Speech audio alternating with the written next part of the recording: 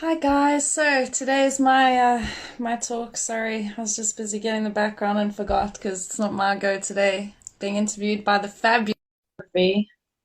I'm very lucky. Hope you enjoy it. Ah! A little. Hi, hi. Hello. Hey, Good morning. good afternoon.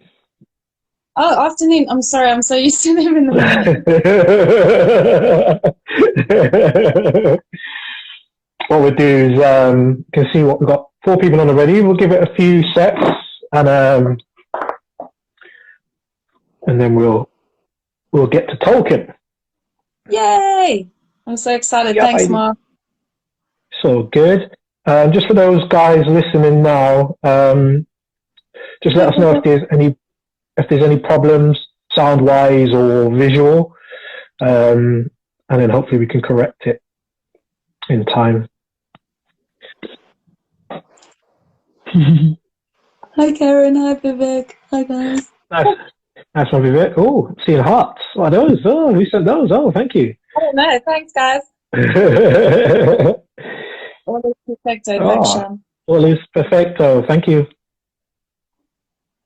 Was Just that gonna, Shannon Lee? yeah. Shana, just live. Okay, I was wondering what the ST was for. Okay, makes sense now. It's the Shanita. So Yeah, how's yeah. your morning so far? Sorry. How's your morning so far? Yeah, good. Good. It's another typical morning. Wake up, get some brekkie, jump in the shower. Do you think? Up to it. Bit of prep for today though, so it's a little bit timing. So what have we got? We got seven. So let's get to cracking.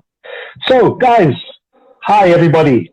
All six, seven people on board. I know this is you guys are used to Missy Lee starting off, but I'll be taking the interview today. This time she's on the other end. So we'll start off with introduce yourself, please. Hi, I'm Rickylee Thompson. I've lived in London for 17 years this year. I've known Marvin for almost as long. I live here with my sister. Yeah, I've worked at IKEA for most of that time. I know all the most fabulous people through there. And yeah, I decided a year and a bit ago to start an artist collective because I would like to finally admit that I'm an artist and at least attempt it instead of hide. And yeah, I started the collective and we've been going strong for a year now, going with different exhibitions. And yeah, it's been really nice to have a team around that's so strong and do what they say. So it's been going really, really great.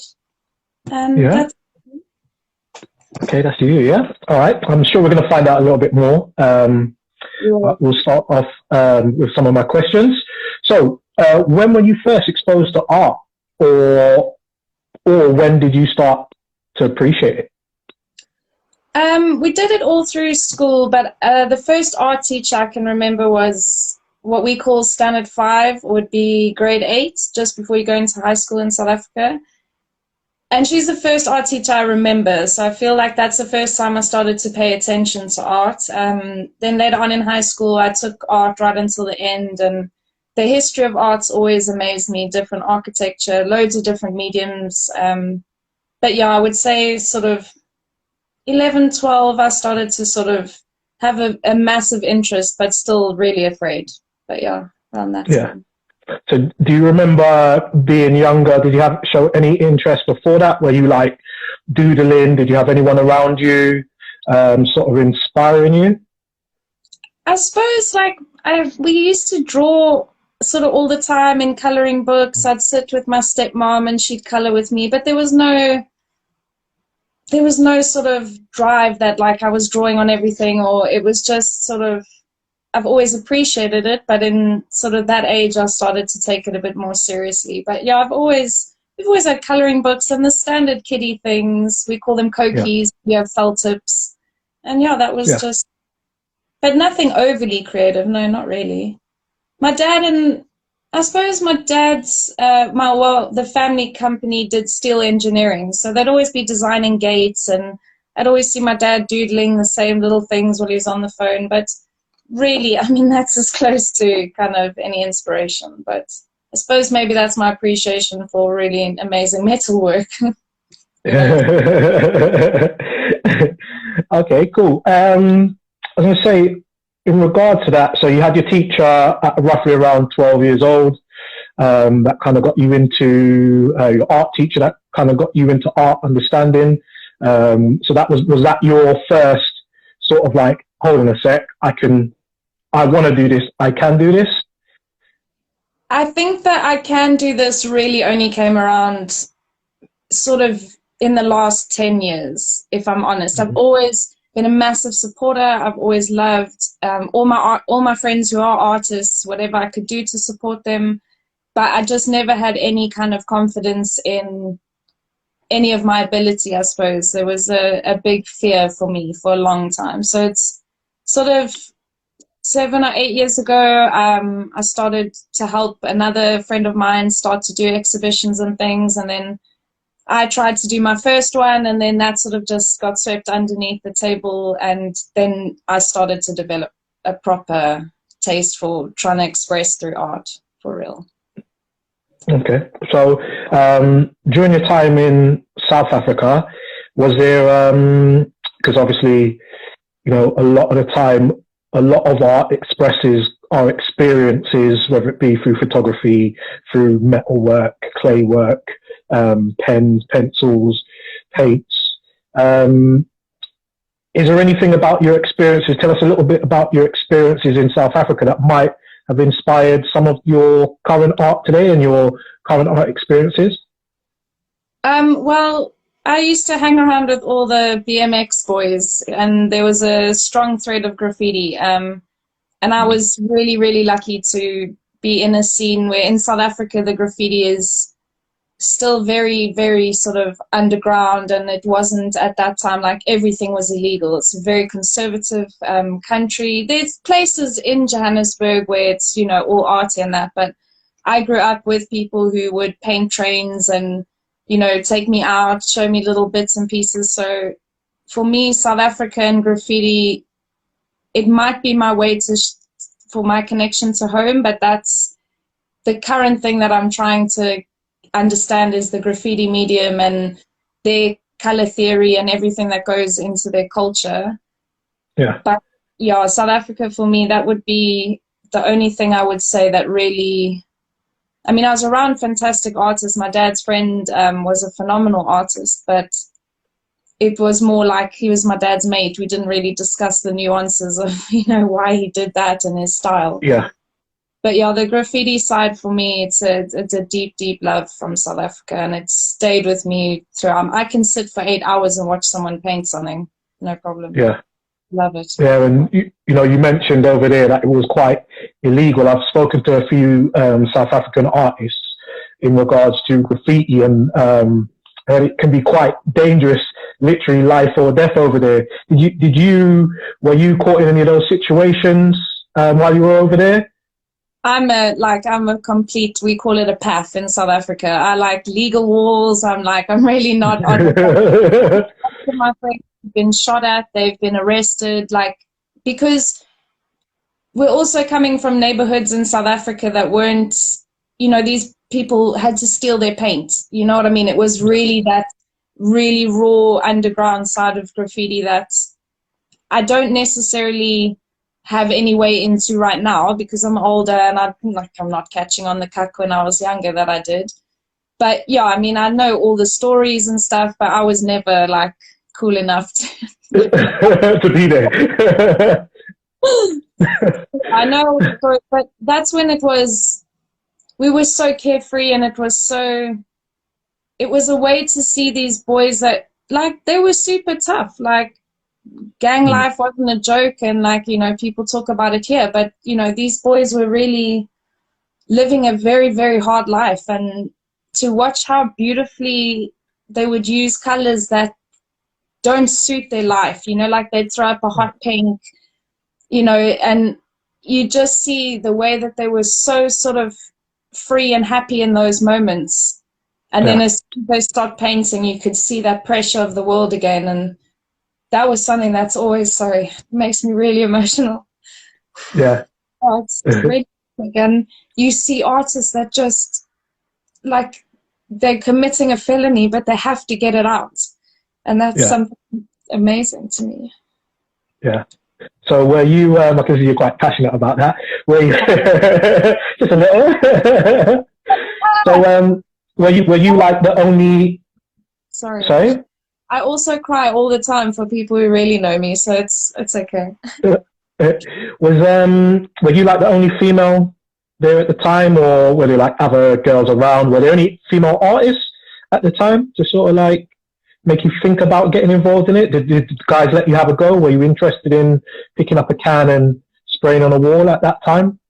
Well, my mates would teach me, and often, like, I'm always, it's Ricky, it's one of the boys, so I was always the only female that wasn't trying to get laid. Sorry, but like they were talented, and then, you know, they had that badass attitude. There were lots of sort of females that would show admiration in that way. But I've been lucky to be, because I'm in that position of sort of one of the boys, you know, one of my friends took me in a South African taxi into town one day in 2012. And that's when I put my first piece together with a massive amount of help, don't get me wrong. But that was the first one. But yeah, no, I was just always the girl, but yeah, never. I suppose I picked up a can and we did a couple of like street things that were like nothing, just in gold, and it just sort of disappeared after a few months. But like you've got good can control, and like that's always stuck with me. And I'm like, those little compliments I try to hold on in that negative like inner monologue. I'm like, no. You had a couple good people that can handle it, give you a compliment. So hang on to it while you learn. It's going to be really tough on yourself. So that was cool. So that's good. So that 2012, that was you going back to South Africa, back to was it back to Joburg? Yeah, it was amazing. We had quite a few massive protests going on at the time, and I'd gone back to South Africa to visit my family, and I'd reconnected with this friend of mine, and he wanted to take me to paint, and I'd always wanted to go into town, but the way that a normal black South African would go into town, you know, like in a taxi. And this is the only sort of white guy I know that actually takes taxis. He's, you know, really a South African, like knows it all. And we went, my uncle was upset. You can't go into town. People are being shot. And I've never known anything like it. We followed the protests through town. Like we walked 1 block away. And these people were so peaceful. You could hear the dude on the loudhailer, and there were thousands and thousands of people there. And it was one of my best days I've ever had in South Africa, because I got to really, like, we ate at this Ethiopian restaurant in Hillbrow, which, like, as a white South African, you don't go into town unless you're in a car, and you sort of don't really have to go there. You don't need to go there. And it's such a pity, because I got to see my CBD, like my central London. I got to see it. I got to go to the Carlton Tower and you know, wait in a taxi rank and go to all these amazing art spots where you see in this park all these Zulu dancers come out at a certain time, and you know, there's poetry happening, and there's this whole other life and culture that I got to see. So that time was, it was really fundamental for my graffiti and sort of my awakening, because I was like, nah, we got to do this. I had to ask because, you know, I've spoken to South African artists, you know, from the 80s. I've been following, you know, the whole apartheid, the changes in South Africa. And then, there is so much, just simply because it's labeled as South Africa, a lot of people forget, you know, the traditional side, the different tribes, and obviously what they bring with, you know, their traditional ways, their traditional activities, i.e. music, and art and stuff like that. So that's very interesting. So with South Africa being such an amazing place, what inspired you to move to the UK? Well, my dad had not an ultimatum, but he could either afford to send me to uni or I could go traveling, like one or that. And I looked at this lovely man and I thought, I don't want to waste your money, so I'm going to go traveling. in hindsight, probably should have studied something. But at that time, I just knew nothing other than I just wanted to go somewhere else. I needed to be free of, I don't know, everything that was so frightening all the time. You know, like it's really, really scary. Especially now that I live in London, somewhere that's so safe and somewhere that really works. And don't get me wrong, there's areas of London like that are horrific, but in comparison to Johannesburg, it's wonderful.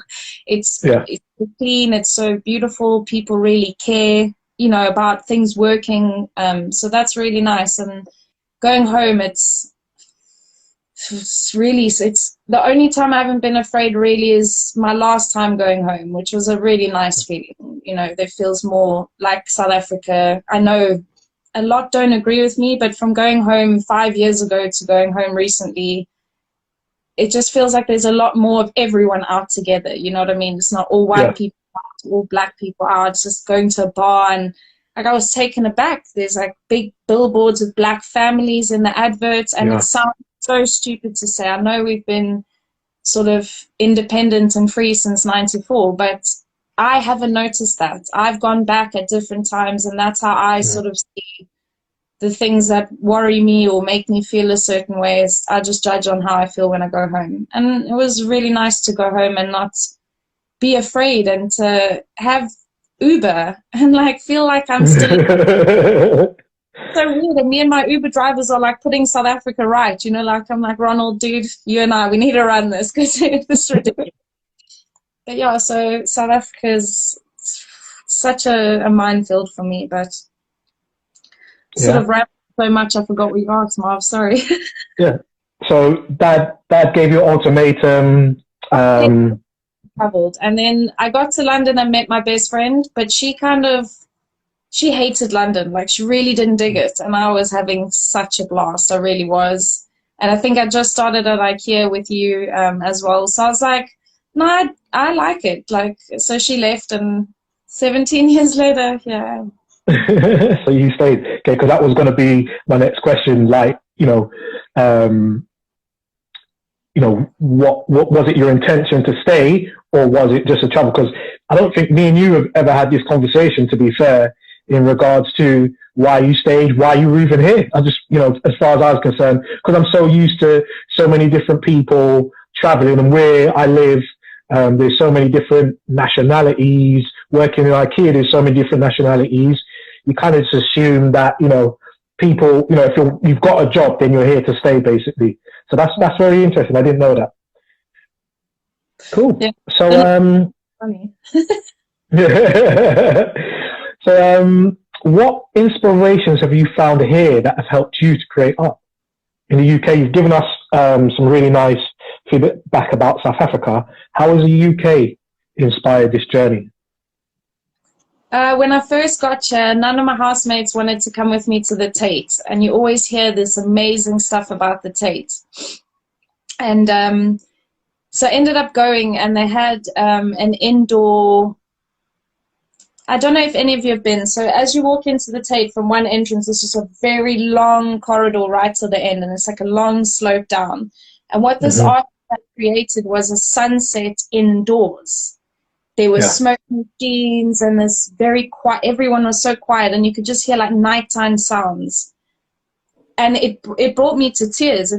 I felt like I was standing in front of an African sunset, and I was already like so moved by this day, and I carried on walking around.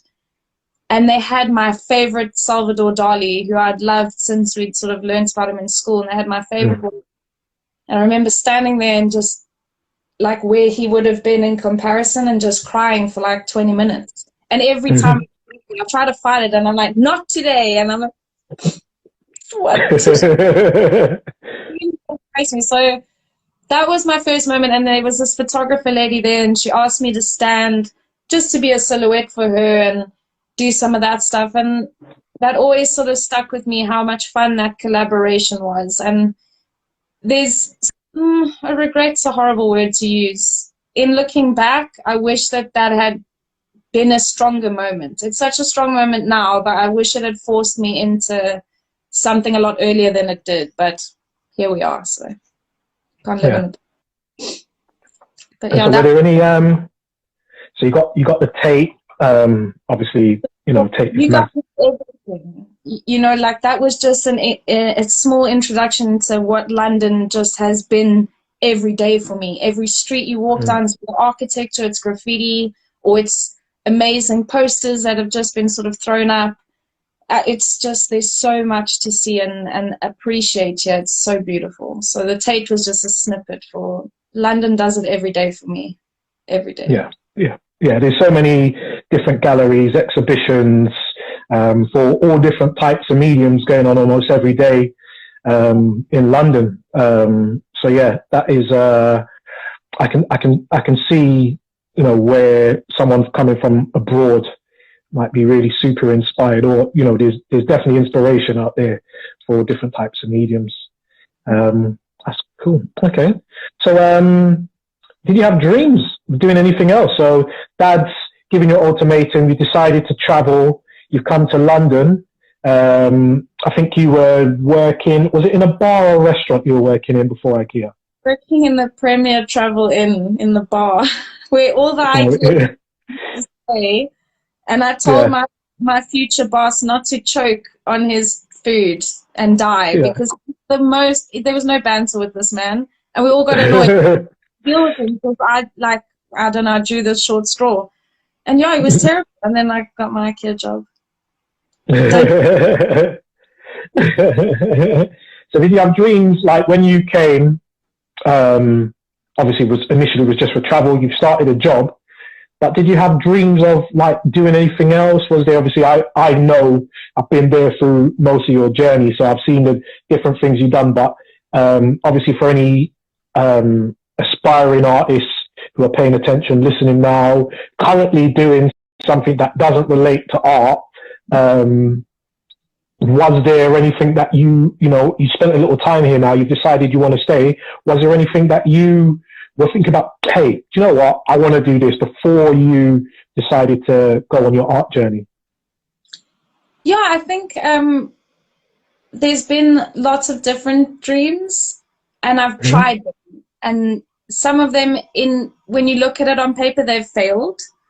But every single one of them has got, like, I had a fantastic clothing design sort of collective that I was trying to start a few years ago. Managed to design some t-shirts for Mikey, which came out really amazing. We got to work on some book covers, some really cool stuff.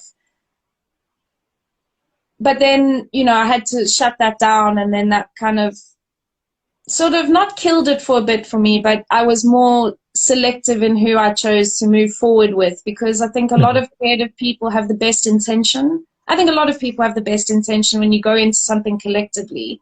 But had I not had that experience in choosing sort of the people I bring into Hanway, that was a massive learning curve for me. Like, me asking you to join us was my proudest moment, because this man who'd given me my IKEA job, I'm not able to give back to you in a way that I don't know the possibilities that Hanway will bring, but I know that with all of our support and working together, there's nothing that we can't do. You know what I mean? Because the support is genuine. It's really there. We're able to say when we're not cool with something. And that was a learning from the first time I tried, where it was, no, we have to have people who are happy to be held accountable, because that's the hard part, is the having the tough conversation of, you're not really pulling your weight. But I've been able to have really upfront and honest conversations with everyone in Hanway. And that for me has been a big thing. From all sort of the dreams I've had before have all kind of led to this dream of just being around artists. And you said being in an environment that's not creative, that was killing me. I still did my job at IKEA. I really enjoyed my job, and for lack of knowing what I want to do, I'm not about to leave a job I kind of enjoy, and it's decent money and it's nice benefits. I need to know what I want to leave before I leave a job like that. So I decided to look for those creative people. And if anyone is in an environment and you're creative but you need to earn money, that's fine. But go to exhibitions, and not to say that, luckily, most of my friends are very creative or into going to galleries and stuff like that. So I haven't lost many people along the way. But be prepared for that, because you need to surround yourself with people who absolutely inspire you all the time. I love my little sister as an example, man. She pisses me off every day. She's either more organized than me, she's more artistic than me, she's getting more stuff done. Like, and I use that as like a fun jealousy. I'm like, right, I'm gonna go do my room now. And it makes me able to say to her, thank you for teaching me these things. Thank you for showing me these things, because it doesn't matter, she's my little sister. You know, she's a full grown up who I really admire. Like when I talk with you, you make a massive impact on my life. You've been mentoring me forever. I didn't even know.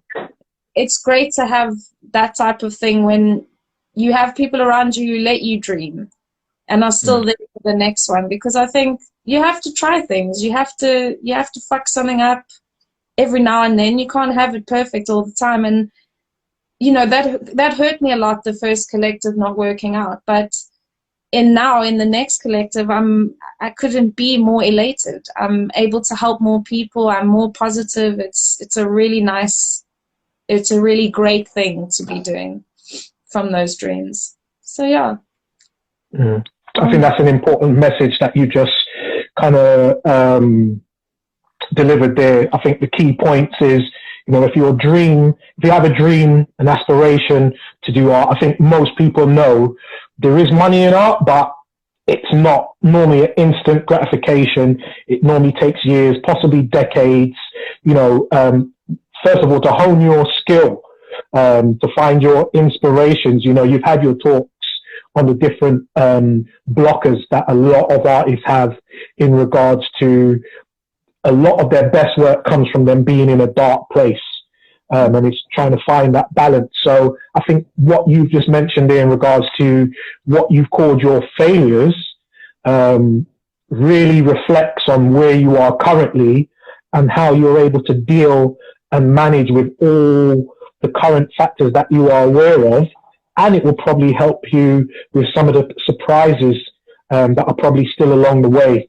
In regards to, you know, getting your foot indoors, getting the exposure, dealing with people that you're working with, possibly friends as well, which you managed to overcome and find your way to deal with it. For anyone that's been watching for the beginning, you saw how emotional Rickylee is attached just to the world, just to the universe. So certain things that most people would be like, oh, okay, she's very emotional about, which we saw earlier on. So I think that was a very good key point that you just mentioned there. And I think you described it really well in regards to that. So for any artists out there that are struggling and expecting things to happen now, it doesn't always happen now, but part of the now will help you in your future. You know, that's my take from that. I just want to highlight that point there. So at what point did you realize you wanted to start up Hanway? You know, you've just mentioned there that you were doing another project as a collective in regards to T-shirts. I remember you've done the carnival stuff, carnival tees. You've done the art for MMA fighters as well, which was, you know, really good. I think I've still got the tees somewhere.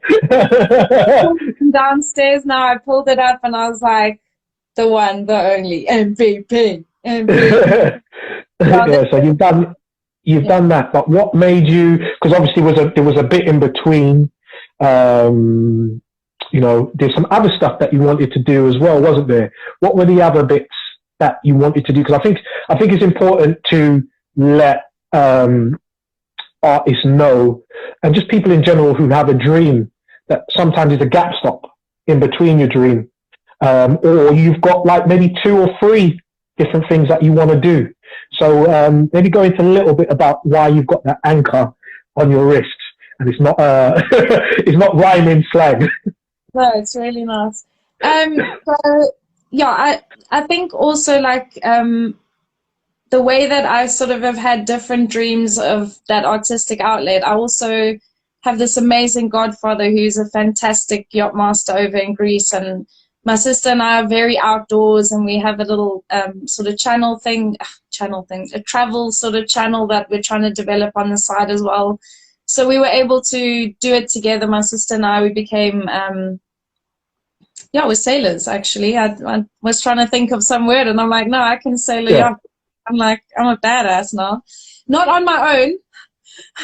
It's been a while, but yeah, it was important at that time to develop more the relationship with me and my sister, because I had felt sort of let down by a lot of the people that were involved in the first collective, and that hurt my heart a lot more maybe than it should have, because it was a business thing. But again, friendship and me trying to be overly helpful didn't help the situation. So I've just lost my train of thought. I hate this.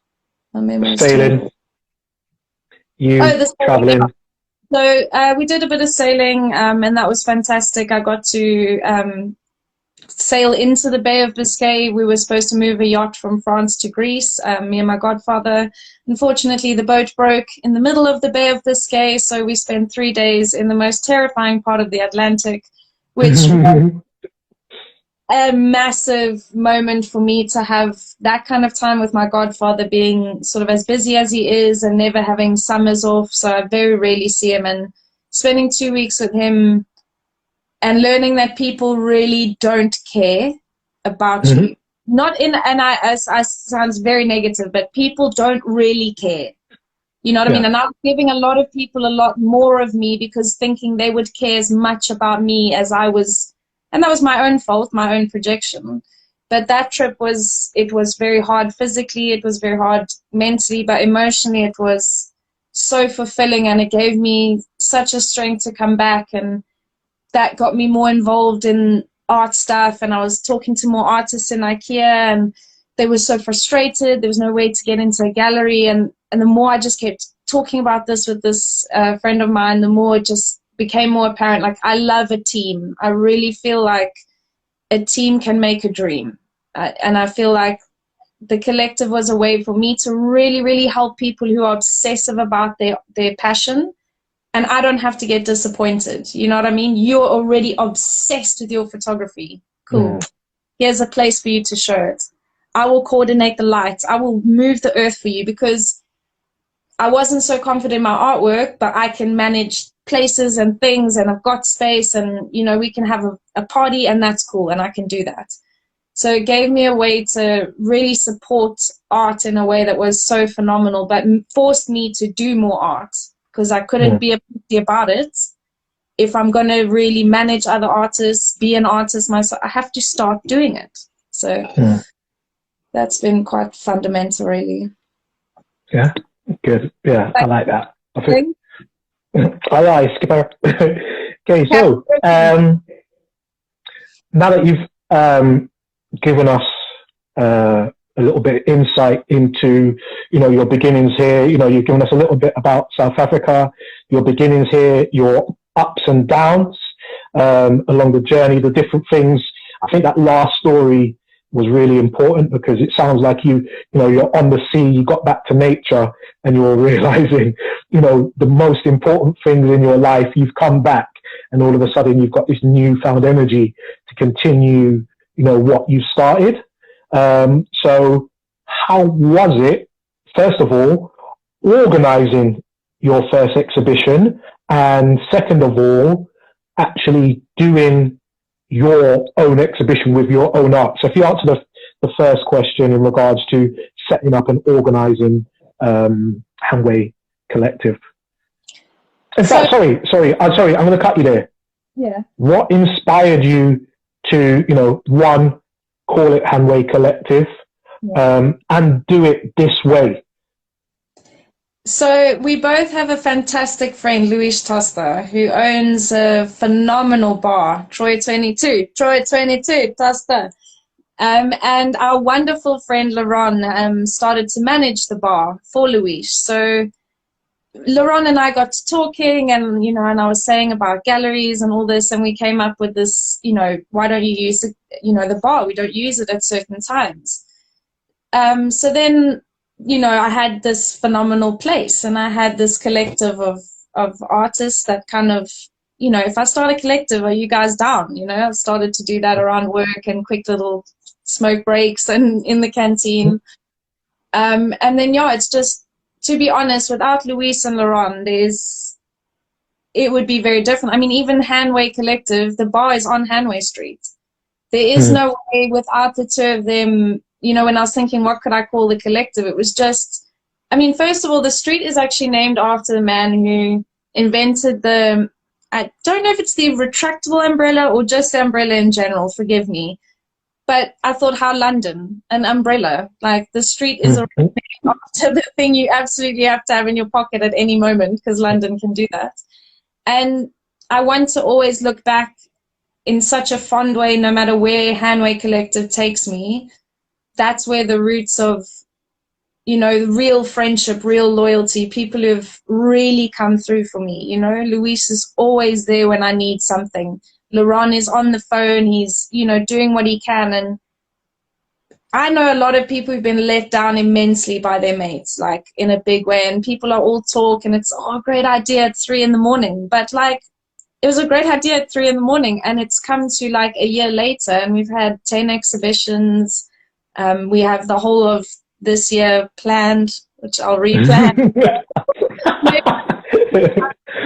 Guys, I had 2020 planned out, but yeah, we'll have to reschedule. But then again, I've been able to have these phenomenal conversations with all these artists that I absolutely adore and that I've come to absolutely adore because I've had this time.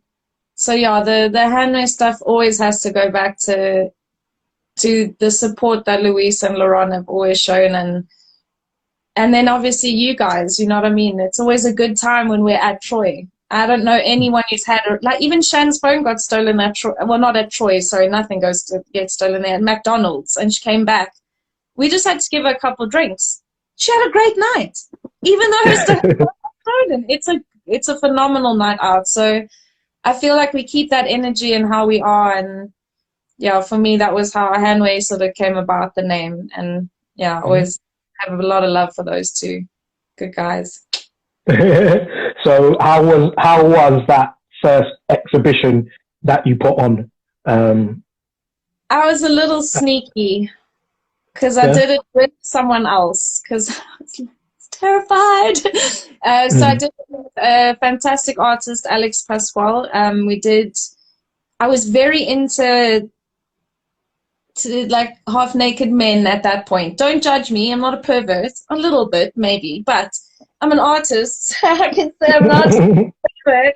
No, I'm kidding. But I have lots of, you know, male friends, and I was very much at that point still very much in love with men in general. I thought you lot were great, and in particular, the more in shape of you sort of got shown a bit more. Sorry about that. But yeah, it was a really nice experience a great experience to find out how vulnerable the men around me can still be. Some are so confident on the outside, but I asked for a photo and they're like, oh no. And I'm like, but you're in the gym every day. You have a lovely body. Like, what are you afraid of? And it was just such an awakening for me to know that men are insecure and men have things about their bodies that they're not happy with. And it sounds so stupid to only realize it, but I hadn't known. My big confident male friends were like, oh no, I'm not summer ready. And I'm like, what the fuck? Wait, just give me the photo. So yeah, I mean, it was quite, yeah. So I did it with Alex, which was great because he's such an experienced artist, and I felt a lot more calm when I was producing the work. It was very frustrating, but I also wanted to put myself in the position of an artist that's going to be exhibiting. I want to go set it up, you know, work from the ground up. I want to know what it takes to set up the bar. If I have to clean it, if I have to, you know, if the lights go out, like what is all the things that person is going to go through.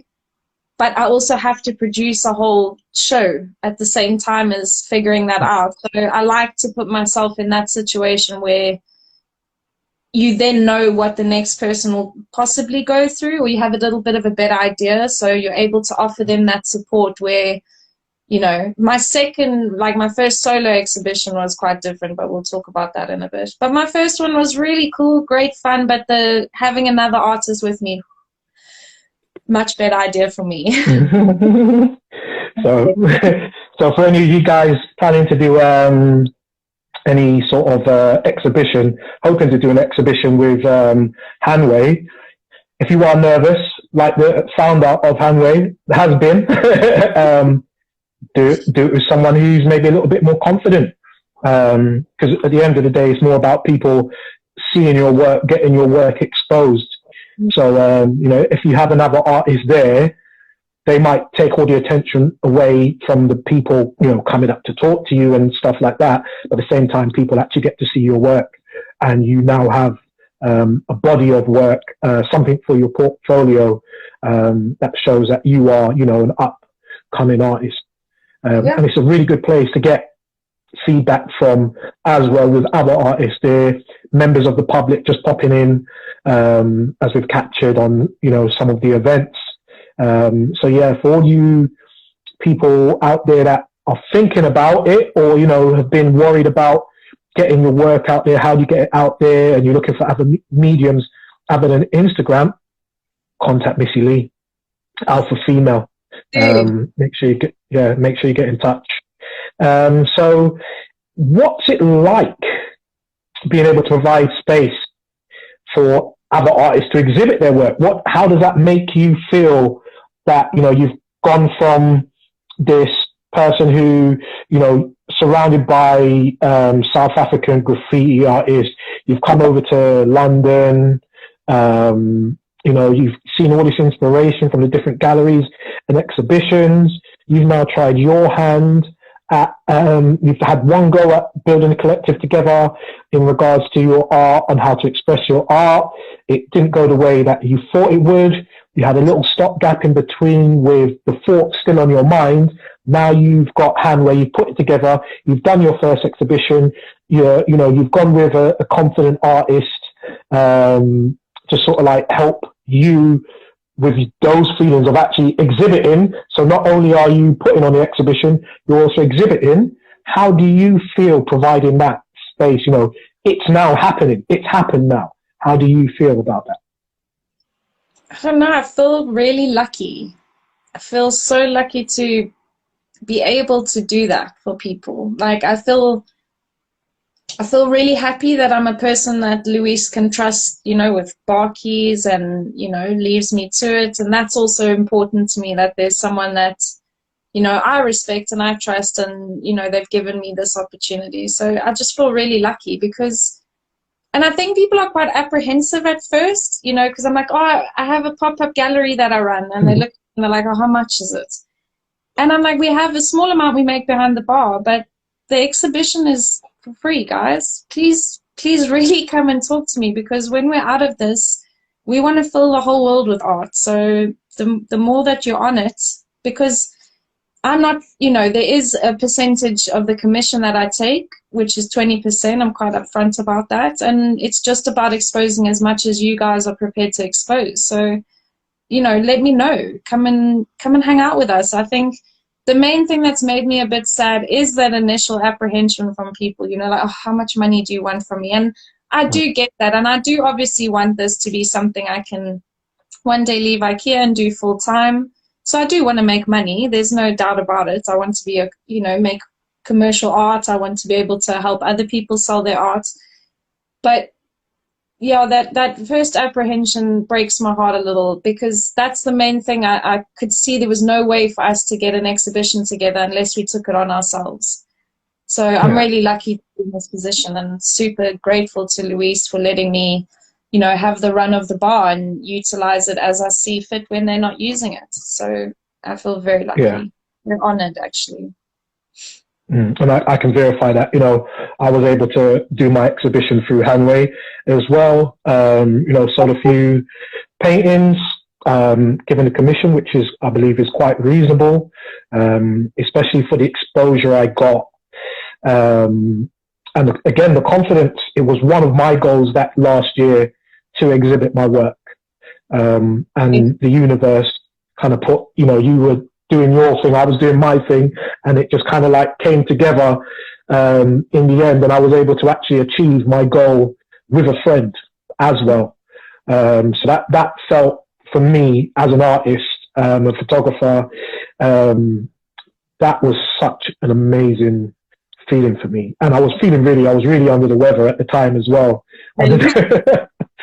The madness on the day. So I've actually experienced that mad rush of running around trying to get stuff together. But when you've got a team that knows what they're doing, it just takes a lot of pressure off you. Yeah, 100%. And big shout out to Shannon Lee on that one as well. She was, as soon as we got in there, it was like, Shannon Lee's in charge, make it happen. She made it happen. She was on point. So thank you, Shannon Lee. It's funny you mentioned, because that was going to be one of my questions, how's it been working with friends at Troy, Louise and El Boogie, which you've already given a shout out. You kind of explained that. So it is possible to work with friends. You've just got to be honest. You do. With them. And I think, Louise is my coach. Louise is a very good friend of mine. El Boogie is one of my old training partners. Again, a very good friend. So I can attest to having worked with, at least 4 friends working together on that. And just because we're all very honest with each other, you can see, Rickylee's very emotional. And if you know Louise and El Boogie, we're all very open, we're all very honest, we all have our different ways of getting our message across. But, it's definitely worth the tears. It's definitely worth the tears. So we've got sort of like 10 minutes. Go on. Hold on, Mark.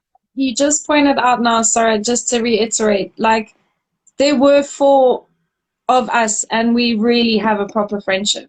But the thing for me that I look out for in those people now that I learned from before, just to quickly, is Luis is running that bar. He's always about making more money. So go towards people who want to do the same thing. I don't want to only make money, but I definitely want to be around someone who has a bar in central London, who knows what he's doing, has a restaurant. I want to have elements of his lifestyle I want to bring into my own. You obviously are always amazing to have around at any point for whatever reason. Just have a Marvin. That's great. He's just come into the bar. He's managing an already established fantastic place, but is hungry to make it better. So when you are going with friends, it doesn't need to be your absolute best everyday mate. It needs to be the person that you see making movement in their lives, because you cannot drag people with you. It's a fundamental thing I've learned. People need to be on their own-ish. And then, you're in a better position to be taken seriously and to take them seriously as well. Sorry. No. Very, very good message. Very good message. Let me see. We've got Louise. So, I've got a few questions. We've got 10 minutes. I'm just looking at some of the stuff here's a good one. So, you've mentioned so much. What has been your proudest moment? I think if I have to be honest right now, it was on the 1st anniversary of Hanway, on I think it's the 4th of April. And I just had a moment where it clicked to me, and it was every hard moment of my life, every relationship destroyed, everything overcome in that, because a year is serious. It's a paper anniversary, but paper's all right. We draw on paper. And to get to that point so far has been, because I feel stronger now, and it's something that's legitimate. So that's been my proudest moment with my art career so far. Yeah. Wicked. And what's been your scariest moment? My scariest, and so maybe my second proudest, was my first solo show, which I'd love to talk about. After loving men so much, I went on a bit of a man-hatey trip, which Marvin's pointed out. I just need to get over. I'm not really man-hatey, just select few. I became very obsessed with observing the women around me. And when it came to do my my first solo exhibition, for a long time I didn't know what it was going to be, and it was approaching quite quickly. And I thought to myself, I really want to express these women in a way that isn't necessarily hypersexualized, or I don't want someone to necessarily know that that's that person, because I wanted it to be, you know, that was what was in my mind, just having paint on women and then, you know, get it onto the canvas. So I was really lucky to have, I think it was 10 of us, and I got to paint all of my friends. And these were all women that were really important at different points in my life. Some women would, you know, preferred not to do it, which I totally understand, because, you know, it's getting naked in front of your friend while she paints you. Not everyone is on that. But it was such an amazing way to learn about these women, because I had to sit down and talk with them before, you know, about like what colors they want, you know, and then sit with them and, you know, see their form and what, you know, what transpired to come out onto the paper later. But those moments for me were better than the artwork came out. You know, those are building blocks forever for me in my life. And those strong women all need to be celebrated for what's, you know, what is in them, what makes them up. Like the outside is cool, like whatever, but it's what we're judged on all the time. You know what I mean? Every day it's so exhausting to be a woman. It really is. You guys can get up and go. You are. Who cares? But it is, and I try to fight it, and it is like, okay, go straighten your hair and put earrings in and, you know, look like a girl.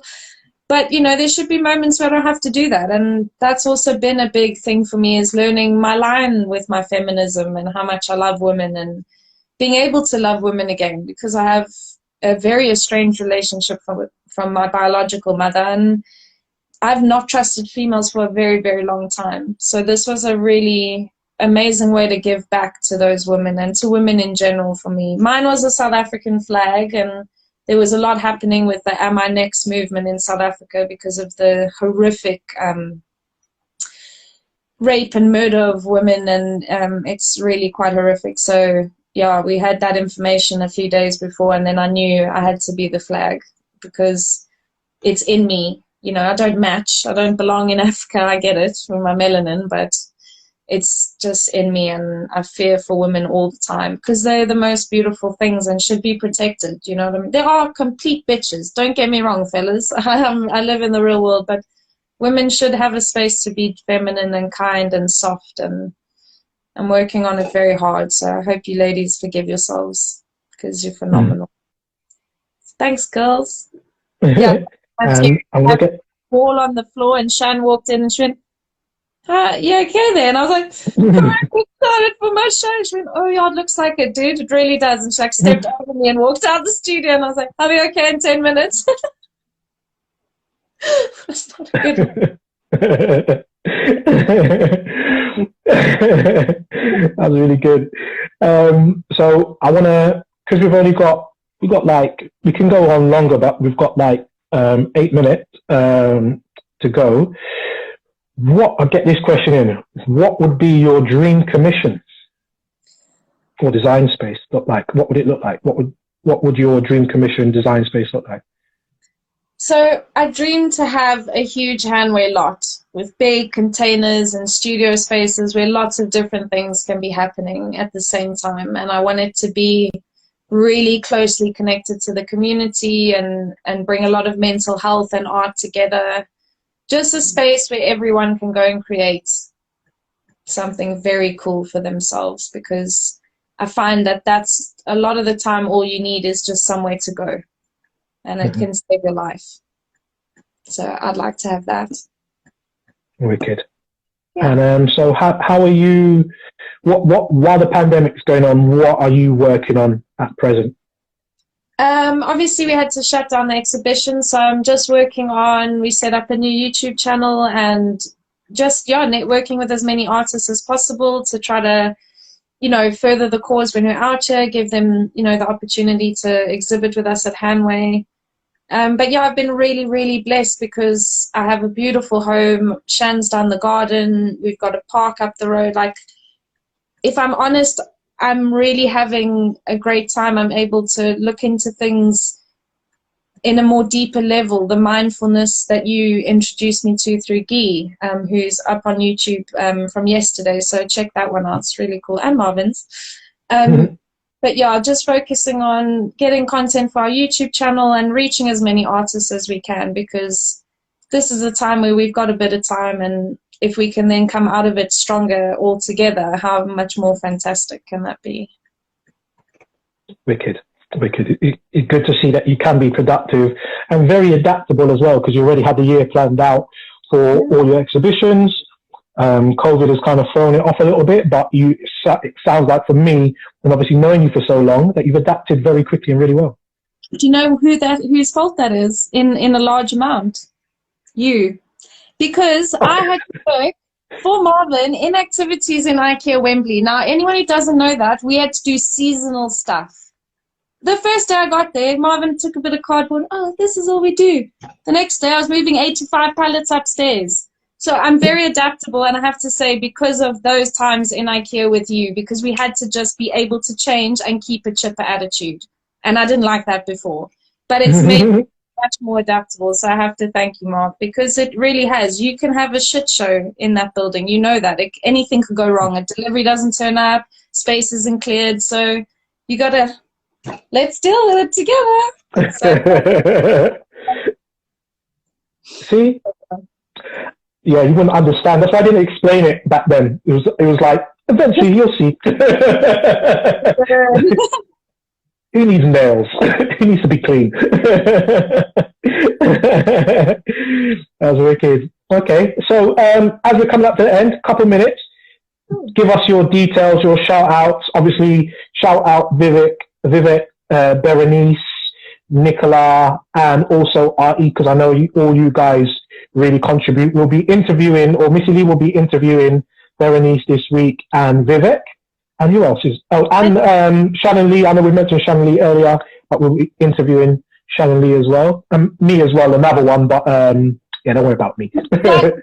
Marvin's one. We'll ask him something else, because he's got 2 hours already on YouTube, guys. Go check that. So yeah, can you just quickly give us... Alpha Female 13 is my personal Instagram. I don't have an artist one at the moment, but all of my stuff's on there. My stuff is also on Hanway's Instagram story for the day, so if you like it, let me know. And yeah, anyone that knows any artists or any artists that want to get in touch, please get in touch. We can host you on stories, have a artist conversation with you. Super happy to support. And thanks, Marv. It was awesome. Thank you so much, guys. Wicked. Well done. Cool, man. See you guys. Thanks for joining in, guys. Very appreciated. Thanks, See man. you Wednesday. Bye.